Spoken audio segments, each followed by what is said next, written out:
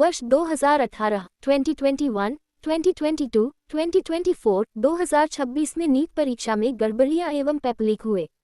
इसके पूर्व भी 2015 में AIPMT, वर्तमान में नीट का भी पेपर लीक हो चुका है।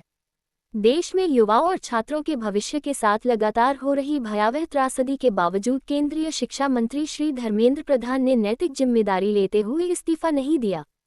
कांग्रेस पार्टी केंद्रीय शिक्षा मंत्री के तत्काल इस्तीफे की मांग करती है। विगत 3 मई 2026 को आयोजित नीट परीक्षा, जिसमें कुल 22 लाख से अधिक परीक्षार्थी शामिल हुए थे, उसमें बड़े पैमाने पर प्रश्न लीक हुए, जिसकी खबर सोशल मीडिया के माध्यम से पूरे देश में सार्वजनिक हुए। दबाव में आई केंद्र सरकार को परीक्षा रद्द करनी पड़ी थी और दोबारा परीक्षा कराए जाने का निर्णय लेना पड़ा। श्री राहुल गांधी जी ने कोटा में छात्र संवाद कार्यक्रम में कहा कि एजुकेशन सिस्टम हिंदुस्तान के सबसे गरीब और मिडिल क्लास लोगों से नीट परीक्षा के लिए हिंदुस्तान के शिक्षा बजट के बराबर पैसा खर्च करवाता है। 22 लाख छात्रों की नीट परीक्षा की तैयारी का औसत खर्च 1,32,000 करोड़ रुपए आता है, जो हिंदुस्तान के मौजूदा शिक्षा बजट 1,40,000 करोड़ के करीब है। झांसी खबर 24 न्यूज चैनल से RK सेन की रिपोर्ट। नमस्कार, मेरी आवाज़ आप तक तो पहुंच रही है? पहुंच रही है। तो यही जो आवाज़ है ये आप लोगों तक तो पहुंच रही है, लेकिन शायद सरकार के कानों में नहीं पहुंच रही है। लगातार पिछले 10 सालों से 10-12 सालों से हम देख रहे हैं कि हर गर्मियों में सरकार जो होती है उसकी विफलताएं होती हैं। नीट का पेपर हो, चाहे SSC का पेपर हो, चाहे पुलिस भर्ती का पेपर हो, चाहे तमाम पेपर हो, वो हर साल जो है लीक हो जाते हैं। और उससे सिर्फ पेपर लीक होना अगर यहाँ तक जो अपना विषय था सीमित होता तो भी अलग बात थी, लेकिन ये जो है ये आज बीमारी बन गई है, एक विडंबना बन गई है।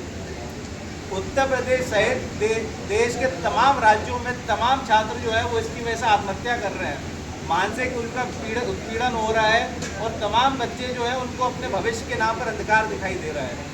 तो उसी के लिए अब आप समझिए कि ये जो इशू है, ये अगर आप मैंने आज सुबह फेसबुक खोली अपनी, तो 2 साल पहले भी अगर आपने देखा होगा तो नीट के लिए कांग्रेस पार्टी जो थी वो यहीं पे कलेक्ट्रेट में जाके ज्ञापन दे रही थी। आप पेपर में चेक कर लेना डेट।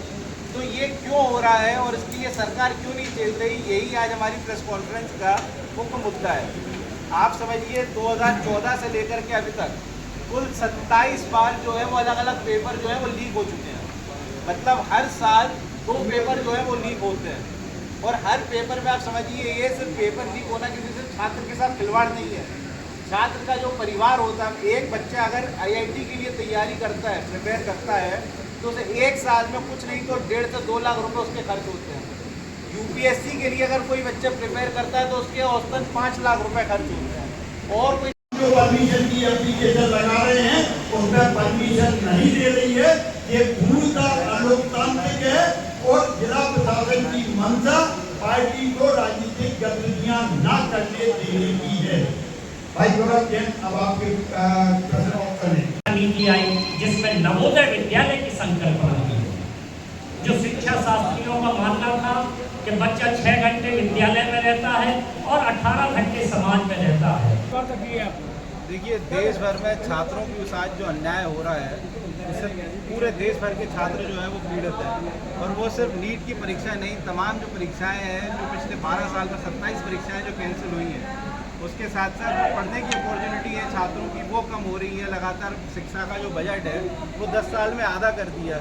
और तमाम जो चीज़ें जो छात्र परेशानी का सामना कर रहे हैं उसको लेकर के राहुल जी ने एक पूरा आंदोलन चालू करा है, जिसकी पहली रैली जो थी वो कोटा में करी थी। वैसी ही रैली देश के तमाम अन्य राज्यों में करी जाएगी, उत्तर प्रदेश में भी, इलाहाबाद में करी जाएगी और एंड में जाके दिल्ली में संपन्न होगी। तो उसी को लेकर के लोगों के बीच में इसकी एक भावना जागे और लोगों तक ये संदेश पहुंचे कि हम आपकी लड़ाई लड़ रहे हैं और हम आपके साथ अन्याय नहीं होने देंगे। इसी के लिए यहाँ पर ये जो प्रेस कॉन्फ्रेंस है उसका आयोजन करा गया था।